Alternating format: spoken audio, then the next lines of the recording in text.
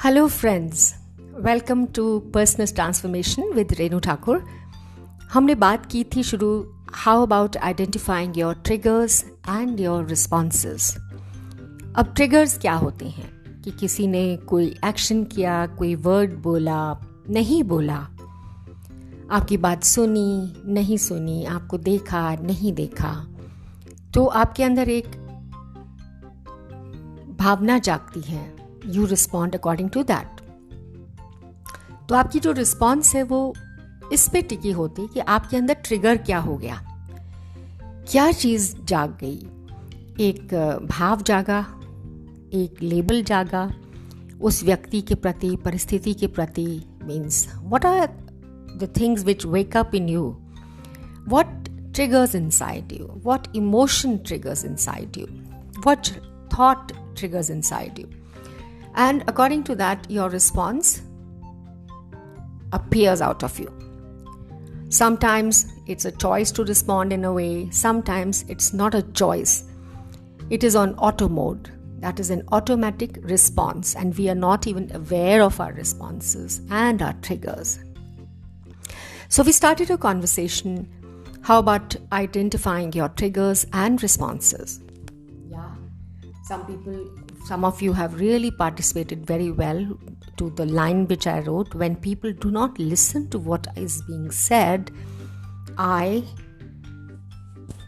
please complete the sentence about the emotion and thought as the above happens, and also do share how do you respond in such a situation. The answers were, some people said they rationalize it, they try to understand it, what's occupying their headspace comes later.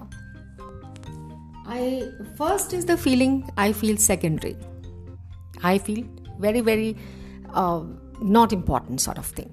Not the primary person in their universe. Very nice. I'm talking to you about it in detail later. जो हमको, you know what, whenever you are having a conversation with someone, even otherwise, by the people in our life, we want to be validated, we want to be accepted, we want to be appreciated. हमें लगता है कि हमको appreciation मिले, validation मिले. वो कैसे मिलती है? उनके action से. We get validated by their actions, their approvals, their appreciations, their comments about us. And the biggest thing is, if you are talking and somebody responds not by just hijacking the conversation. It's not about them only, it's about you both. So the emotions which trigger are different in all of you. One felt very, very negated. One felt that I'm not important enough. I feel secondary. Then other people have written, I'll just read it out, that you feel neglected when someone special doesn't listen to me. And I try to divert my attention by making myself busy in cooking, learning, etc. Right? And then some people have shared that when people don't listen to what I'm saying, I feel really ignored and disrespected, like my voice and opinion doesn't matter. Right? So, and another thing is, why do I need to respect, why do I need them to respect me? I asked myself this question. And the thought comes to me that I need to respect myself and make sure that my opinion matters to me. And so basically what we start doing is rationalizing, and then we make certain decisions. This is also part of our response. So when you're communicating with someone, we all have different styles of communication. So what is communication? Communication is when a message gets across from point A to point B. I mean, the one who is giving and the one who is receiver. When that understanding is complete, what is being said is understood completely as what is being listened to is what you call a communication, that yes, an interaction is happening. Now, this interaction can have a verbal, non-verbal, or even the receiver's mindset as the important ingredients of the communication. My communication has to be very, very precise, very clear, and obviously respecting the other person also. Even if I am not happy with someone, I don't have to shout. My words should be correct. My tone should be correct. That is in my hand, my response. Okay? So, when another person does not listen to me, when I am saying something, when I'm not feeling heard, there are some emotion triggers in me. That emotion is, I am not good enough, I am not lovable, people don't like me, or I am not important enough to them. So I respond by either rationalizing it to myself or by ignoring them, maybe blocking them. In my chat box, I also say, fine, I don't matter to you, you also don't matter to me. That is one way of responding. The other way is also that why do I need appreciation and validation from outside? Why not I validate my own self first? I should love myself, respect myself enough not to need this from outside. But here a practical thing is happening. When you are speaking and you are not being heard by the other person, you feel disrespected and not important enough. So what do you do in this time? Check out, was the person busy?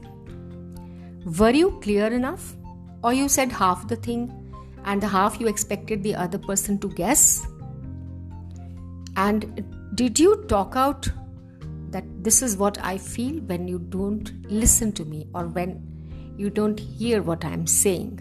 We need to sit together and also see that when you are communicating with each other, both of you should be fully available to each other.